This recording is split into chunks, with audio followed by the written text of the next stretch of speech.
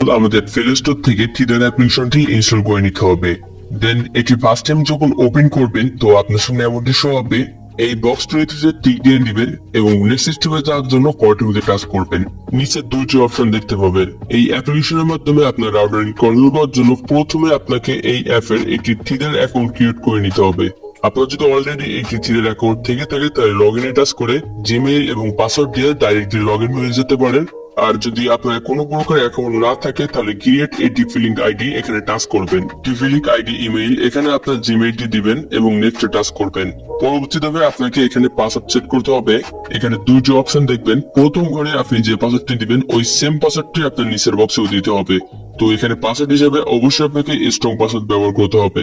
পাসওয়ার্ডটি 8 ক্যারেক্টার হতে হবে এবং এই পাসওয়ার্ডে আপনাকে capital letter, small letter, small character এবং নাম্বার ব্যবহার করে একটি স্ট্রং পাসওয়ার্ড ক্রিয়েট করতে হবে। এক্সাম্পল হিসেবে